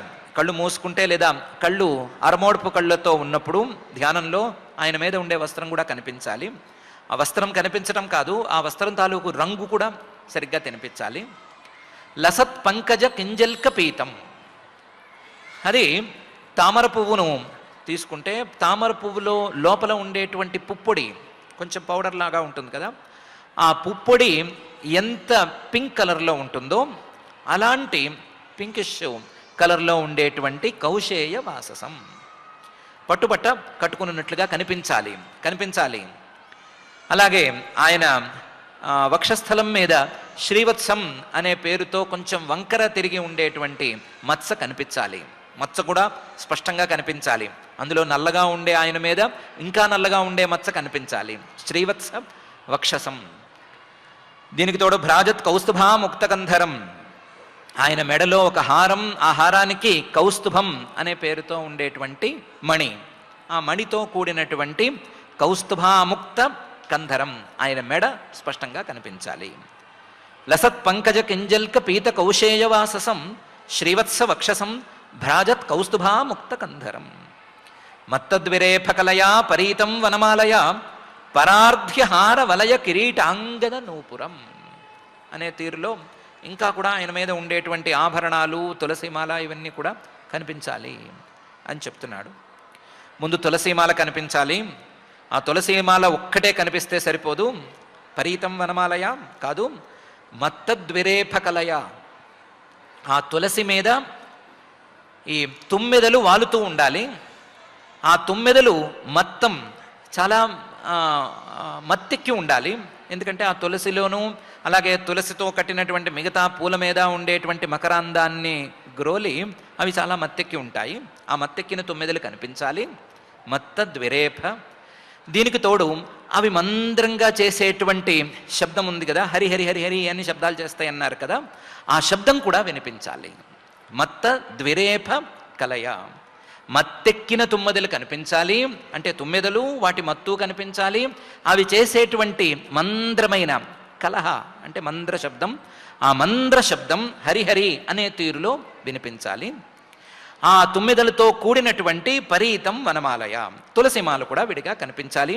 తులసిమాల మాత్రమే కనిపిస్తే సరిపోదు, తులసిమాల వేసుకున్న స్వామి కూడా కనిపించాలి అని మత్తద్విరేఫ కలయా పరీతం వనమాలయ. ఇవి కాక ఆయన వేసుకున్నటువంటి పరార్ధ్య హారం, వెలకట్టలేనటువంటి హారం, ఇది కనిపించాలి. వలయం, ఆయన గాజుల్లాంటివి బ్రేస్లెట్లు అవి తొడుక్కుంటాడు కదా సహజంగానే, అవి కనిపించాలి. కిరీటం అది కనిపించి తీరాలి. అంగద భుజకీర్తులు అవి కనిపించాలి. నూపురం, కాలికి పట్టాలు కూడా ఉంటాయి, ఆయనకి పట్టీలు అంటారు, అవి కూడా కనిపించాలి. పరార్ధ్య హార వలయ కిరీట అంగద నూపురం అనే తీరులో ఆయన మీద ఉండేటువంటి ఆభరణాలన్నీ కనిపించాలి అని పరమాత్మే చెప్తున్నాడు. దానికి తోడు కాంచీ గుణోల్లసశ్రోణిం హృదయాంభోజ విష్టరం దర్శనీయతమం శాంతం మనో నయన వర్ధనం అనే శ్లోకంలో ఎలాంటి రూపాన్ని చూడాలి అనే విషయం మీద ఇంకా కూడా క్లారిటీ ఇస్తున్నాడు. కాంచీ గుణోల్లసశ్రోణిం, ఆయన నడుము భాగం చాలా స్పష్టంగా కనిపించాలి. ఆ నడుము భాగం మీద కాంచీ గుణం, ఆయన బంగారు మొలతాడు కట్టుకుని ఉంటాడు కదా, ఆ మొలతాడు ఖచ్చితంగా కనిపించాలి. కాంచీ గుణోల్లసశ్రోణిం, కాంచీ గుణం, ఆయన కట్టుకున్న బంగారు మొలతాడు కంటే ఆయన ఆ బంగారు మొలతాడు కట్టుకున్నటువంటి ప్రదేశం ఉంది కదా, ఆ నడుము ప్రదేశం అదే బాగుండాలి, బాగున్నట్టు కనిపించాలి. అంతే తప్ప బంగారం కదా డిజైన్ ఏంటి అని చూస్తూ అక్కడ కాలక్షేపం చేయకూడదు. ఈ డిజైన్ మనం ఏమైనా వేరే దానికి వాడుకోవచ్చా, అలాంటి ఆలోచనలు అక్కడ పనికిరావు. కాంచీ గుణోల్లసశ్రోణిం, ఆ అందమైన నడుమును చూడాలి. దానికి తోడు హృదయాంభోజ విష్టరం, ఆయన ఎక్కడ కూర్చున్నాడు అంటే ఏడో శేష తల్పం మీద కూర్చున్నాడు అనో, సింహాసనం మీద కూర్చున్నాడు అనో ఇలా చూడకూడదు. హృదయాంభోజ విష్టరం, నా హృదయం అనేది ఒక పద్మమైతే ఆ పద్మంలో కూర్చుని ఉన్నాడు అని చూసుకోవాలి. నా హృదయంలోనే ఉన్నాడు అని చూడాలి. హృదయాంభోజ విష్టరం చూసేటప్పుడు దర్శనీయతమం అనే తీరులో చూసుకోవాలి. చూడవలసిన వాళ్ళల్లో కల్లా నెంబర్ 1 ఎవరు అంటే, దర్శనీయం అంటే చూడదగిన చూడవలసినటువంటి వస్తువులు వ్యక్తులు ఏమైనా కావచ్చు, వాటన్నిటికల్లా నంబర్ 1 చూడవలసింది ఏది అంటే ఈయనే అన్నట్లుండాలి. దర్శనీయతమం, ఈయన ఎందుకు దర్శనీయతమం అయ్యాడు, కాస్త బంగారం ఎక్కువ వేసుకున్నాడు కదా అని అంటే అద కాదు. దర్శనీయతమం శాంతం, ఈయన్ని తప్ప మిగతావి ఏవి చూసినా సరే మనసుకి శాంతి కలగదు, వాటిల్లో కూడా శాంతి అనేది ఏమీ లేదు. అవన్నీ కూడా త్రిగుణాత్మకమైనటువంటి మూల ప్రకృతి తాలూకు ప్రభావాలు మాత్రమే, వికారాలు మాత్రమే, వాటిల్లో శాంతి అనేది లేదు. ఈయన శాంతంగా ఉన్నాడు కాబట్టి ఈయన్ని దర్శనీయతమం అనే తీరులో చూడాలి. దర్శనీయతమం శాంతం. అంతేకాదు, మిగతావి ఏం చూసినా సరే, మిగతా వాటిని గురించి ఏం ఆలోచించినా సరే కళ్ళు అరిగిపోవటం, మనస్సు శక్తులు ఉడిగిపోయి పడిపోవటం అనేది జరుగుతుంది. ఎంతో ఇష్టంగా చూడ్డానికి వెళ్ళినా సరే చూసిన కొద్దీ ఏమవుతుంది అంటే మన ప్రమేయం లేకుండానే కళ్ళు మూతలు పడిపోతూ ఉంటాయి. 3 గంటల మించి ఏం చూస్తారు, 6 గంటల మించి ఏం చూస్తారు? రాత్రల్లా షోల మీద షోలు వేస్తే చూడగలరా? ఎవరైనా చూడగలరా? ఖచ్చితంగా కళ్ళు మూతలు పడిపోవలసిందే కదా. ఎందుకు కళ్ళు మూతలు పడిపోతున్నాయి అంటే అవి ఆ కళ్ళను పాడు చేస్తున్నాయి. ఏ విషయాన్ని గురించి ఆలోచించినా సరే మనస్సు ఇంకా శక్తి లేనట్టుగా నిద్రలోకి జారిపోతోంది కదా. ఎందుకు జారిపోతోంది అంటే మనస్సుకు ఉండేటువంటి శక్తిని ఆ విషయాలు హరించేసేస్తున్నాయి. కాబట్టి మనం దర్శనీయాలు, మనం చూడవలసినవి అనుకున్నవన్నీ కూడా ఇటు కళ్ళకి అటు మనస్సుకి రెండిటికీ హాని చేస్తున్నాయి. ఈ స్వామి మాత్రం అలాంటి వాడు కాడు. దర్శనీయతమం శాంతం, శాంతంగా ఉండటంతో పాటుగా మనోనయన వర్ధనం, మనస్సుని కళ్ళని వాటి శక్తిని పెంచేటట్లు చేస్తాడు. లేదా మనస్సే కళ్ళైతే గనక ఆ మనోనయనాన్ని, మనోనేత్రాలను పెంచుతాడు. ఆ మనోనేత్రాలకు శక్తిని పెంచుతాడు. శాంతంగా ఉండేటువంటి స్వామి రూపాన్ని గనక మనస్సుతో చూసినట్లయితే మనస్సుకు శక్తి పెరుగుతుందే కానీ మనస్సు శక్తి అనేది ఉడికిపోదు.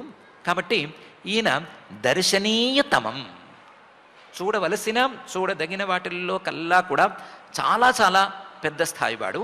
ఇలాంటి వాడిని మనసులో చూసుకోవాలి. అందులోనూ కాంచీగుణోల్లసశ్రోణిం హృదయాంభోజ విష్టరం దర్శనీయతమం శాంతం మనోనయన వర్ధనం అని ఈ శ్లోకంలో పరమాత్మే చెప్తున్నాడు. ఇంకా కూడా చాలా చాలా చెప్తున్నాడు. ఎలాంటి రూపాన్ని ధ్యానం చేయాలి అని చెప్తున్నాడు. ఎలాంటి రూపంలో ఉండేటువంటి ఏ అంశాన్ని ధ్యానం చేయాలి అని కూడా చెప్పబోతున్నాడు. వాటన్నిటినీ అయితే మనం జాగ్రత్తగానే వింటాము. అందులో స్వామి గురించి ఏం చెప్పినా సరే అందంగానే ఉంది కాబట్టి ఇబ్బంది లేదు అనే తీరులో వినటానికి ఏమీ మనం అభ్యంతరపడము. కానీ ఆ రూపాన్ని చూడటానికి చేయవలసినటువంటి సాధన మీద మాత్రం కాస్తంత జాగ్రత్త వహిద్దాము. ఏ రకంగా సాధన చేయమంటున్నాడు, ఏ రకంగా సాధన చేస్తే ఆ రూపాన్ని దర్శించేటువంటి పరిస్థితి వస్తున్నాడు అనే అంశం మీద కాస్త జాగ్రత్త చూసుకుందాము. అన్నిటికంటే ప్రధానమైన 2 అంశాల మీద మాత్రం మనం దృష్టి పెట్టి తీరదాము. ఒకటి స్వధర్మాచరణం, రెండోది విధర్మాన్ నివృత్తి అనేటువంటి అంశం. మనం చేయగలిగింది, మనం తొందరగా పట్టు సాధించగలిగింది ఆ అంశాల మీదే కాబట్టి మన స్వధర్మం ఏంటి, మనకు శాస్త్రం చెప్పేటువంటి ధర్మం ఏంటి, మనకు వేదాలు బోధించేటువంటి ధర్మాలేంటి, వైదికమైన ధర్మాలేంటి, వీటి మీద మనం నిలబడటం ఎట్లా, ఇవి కాక మనం చేయని, మనం చేయనక్కర్లేని, చేస్తే టైం వేస్ట్ అయిపోయేటువంటి పరధర్మాలు విధర్మాలు ఎన్నున్నాయి, వాటి నుంచి మనం బయటికి రావటం ఎట్లా, బ్యాలెన్స్ కనుక చూసుకున్నట్లయితే, తాసులో వేసి చూసుకున్నట్లయితే విధర్మాలు ఎక్కువగా మనలో ఉన్నాయా లేదా స్వధర్మాలు కనీసం ఉన్నాయా అనే దాని మీద జాగ్రత్త చూసుకుందాము. చూసుకుని స్వధర్మాచరణం అని పరమాత్మ చెప్పినటువంటి మొట్టమొదటి అడుగు వేద్దాము. ఆ స్వధర్మాచరణం ద్వారా క్రమక్రమంగా ఒక మెట్టు తర్వాత ఒకటి, ఒక మెట్టు తర్వాత ఒకటి అందుకని పరమాత్మే చెప్పినటువంటి పరమాత్మ రూపాన్నే కాకుండా ఆయన యొక్క నిర్గుణ స్వరూపాన్ని కూడా దర్శించుకునేటువంటి స్థాయికి ఎదుగుదాము. మనల్ని ఆ స్థాయిలోకి తీసుకెళ్లవలసిందిగా, ఆ దారిలో ఉంచవలసిందిగా మాత్రం ఆ జగజ్జన్మ స్థితిలయ కారణమైన శ్రీనివాస పరమాత్మని భక్తిగా ప్రార్థన చేసుకుందాము. ఆ ప్రార్థనతో ఈ రోజుకి పారాయణ కార్యక్రమాన్ని ప్రారంభించుకుందాం. ఓం నమో వెంకటేశాయ. ఇంతవరకు ఆచార్యులు చెప్పినటువంటి ఆ పరమాత్మని మన హృదయ కమలంలో నిలుపుకుంటూ శ్రద్ధగా శ్రీమద్ భాగవతంలో తృతీయ స్కంధంలో 28వ అధ్యాయంలో మొదటి శ్లోకం దగ్గర నుంచి పారాయణ చేసుకుందాం. అథ శ్రీమద్భాగవతే పారమహంస్యాం సంహితాయాం తృతీయ స్కంధే అష్టావింశోऽధ్యాయః శ్రీభగవానువాచ యోగస్య లక్షణం వక్ష్యే वक्ष्ये सबीजस्य नृपात्मजे सबीजस्य नृपात्मजे मनो येनैव विधिना मनो येनैव विधिना प्रसन्नं याति सत्पथम् प्रसन्नं याति सत्पथम् स्वधर्माचरणं शक्त्या स्वधर्माचरणं शक्त्या विधर्माच निवर्तनम् विधर्माच्च निवर्तनम् दैवाल्लब्धेन सन्तोषः दैवाल्लब्धेन सन्तोषः आत्मविच्चरणार्चनम् आत्मविच्चरणार्चनम् ग्राम्यधर्मनिवृत्तिश्च ग्राम्यधर्मनिवृत्तिश्च मोक्षधर्मरतिस्तथा मोक्षधर्मरतिस्तथा मितमेध्यादनं शश्वत् मितमेध्यादनं शश्वत् विनिक्तक्षेमसेवनम् विविक्तक्षेमसेवनम् अहिंसा सत्यमस्तेयम् अहिंसा सत्यमस्तेयम् यावदर्थपरिग्रहः यावदर्थपरिग्रहः ब्रह्मचर्यं तपःशौचम् ब्रह्मचर्यं तपःशौचम् स्वाध्यायः पुरुषार्चनम् स्वाध्यायः पुरुषार्चनम् मौनं सदासनजयः मौनं सदासनजयः स्थैर्यं प्राणजयः शनैः स्थैर्यं प्राणजयः शनैः प्रत्याहारश्चेन्द्रियाणां प्रत्याहारश्चेन्द्रियाणां विषयान् मनसा हृदि विषयान् मनसा हृदि स्वधिष्ण्यानामेकदेशे स्वधिष्ण्यानामेकदेशे मनसा प्राणधारणम् मनसा प्राणधारणम् वैकुण्ठलीलाभिध्यानम् वैकुण्ठलीलाभिध्यानम् समाधानं तथात्मनः समाधानं तथात्मनः एतैरन्यैश्च पथिभिः एतैरन्यैश्च पथिभिः मनो दुष्टमसत्पथम् मनो दुष्टमसत्पथम् बुद्ध्या युञ्जीत शनकैः बुद्ध्या युञ्जीत शनकैः जितप्राणो ह्यतन्द्रितः जितप्राणो ह्यतन्द्रितः शुचौ देशे प्रतिष्ठाप्य शुचौ देशे प्रतिष्ठाप्य विजितासन आसनम् विजितासन आसनम् तस्मिन् स्वस्ति समासीनः तस्मिन् स्वस्ति समासीनः ऋजुकायः समभ्यसेत् ऋजुकायः समभ्यसेत् प्राणस्य शोधयेन्मार्गम् प्राणस्य शोधयेन्मार्गम् पूरकुम्भकरेचकैः पूरकुम्भकरेचकैः प्रतिकूलेन वाचित्तम् प्रतिकूलेन वाचित्तम् यथा स्थिरमचञ्चलम् यथा स्थिरमचञ्चलम् मनोचिरात् स्याद्विरजम् मनोचिरात् स्याद्विरजम् जितश्वासस्य योगिनः जितश्वासस्य योगिनः वायुवग्निभ्यां यथा लोहम् वायुवग्निभ्यां यथा लोहम् ध्वातं त्यजति वैमलम् ध्मातं त्यजति वैमलम्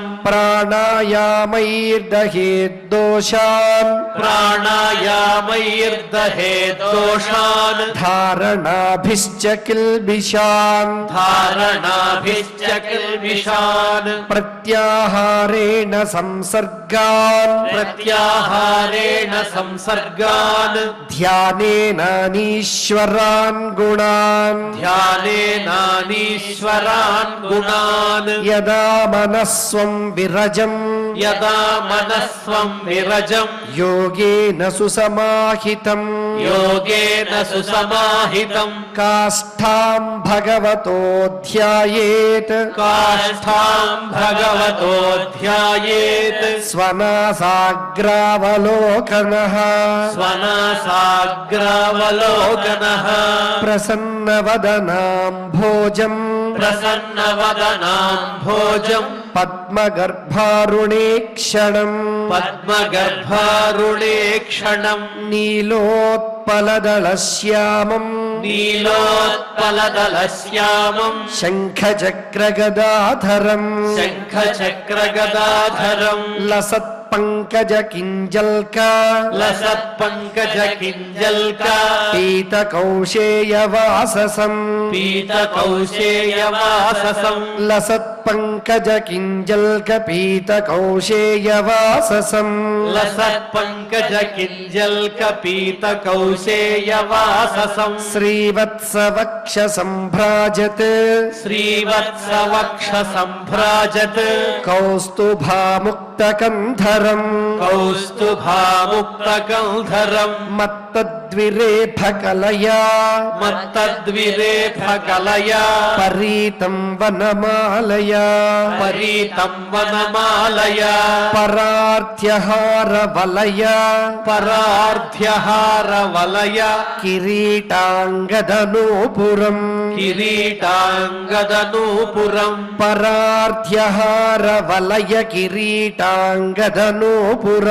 పరార్ధ్యహారవలయ కిరీటాంగదనూపురం కాంచీగుణోల్లసశ్రోణిం కాంచీగుణోల్లసశ్రోణిం హృదయాంభోజవిష్టరం హృదయాంభోజవిష్టరం దర్శనీయతమం శాంతం దర్శనీయతమం శాంతం మనోనయనవర్ధనం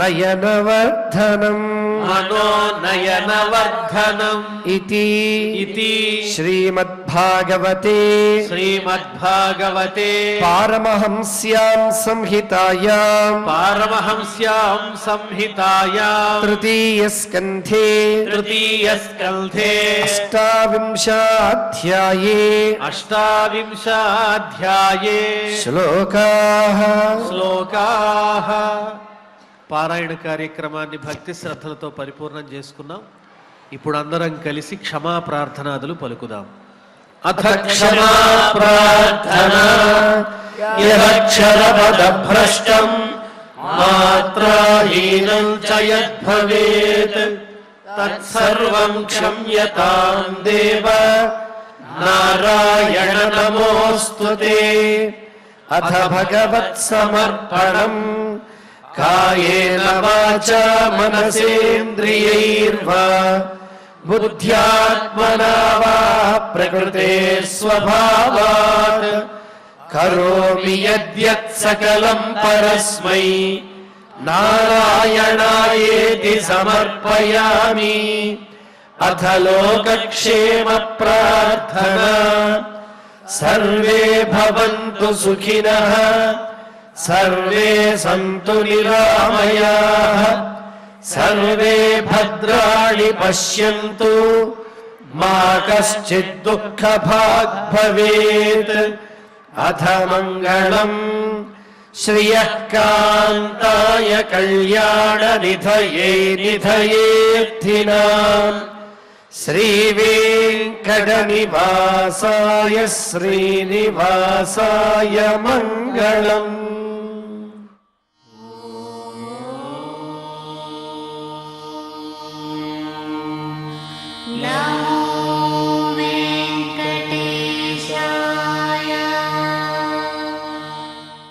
శ్రీ అవధూతాశ్రమము బోధానంద సత్యారామూర్తి ఆర్యుల గోసేవాశ్రమము మరియు వృద్ధాశ్రమము పడాల. ఆశ్రమములో గోసేవ గోవుల దానము స్వీకరించుట. మీ నవగ్రహ దోషములు పోవుటకు గోపూజ చేయబడును. మూలికా వైద్యము గోపంచగవ్య వైద్యము చేయబడును. యంత్రములు తావీదులు ఇవ్వబడును. శాంతి హోమములు చేయబడును. మీ ఆత్మీయుల పుట్టినరోజు పెళ్లి రోజు మరియు వర్ధంతి వంటి ముఖ్యమైన దినములలో గోసేవ లేదా అన్నదానం చేయదలిచిన వారు సంప్రదించండి. మా వృద్ధాశ్రమంలో ఖాళీలు కలవు. చేరదలిచిన వారు సంప్రదించండి. శ్రీ శ్రీ శ్రీ స్వామి బోధానందగిరి శ్రీ అవధూతాశ్రమము అయ్యప్ప స్వామి గుడి దగ్గర పడాల తాడేపల్లిగూడెం 2. Cell numbers 7981356374 9618034 138.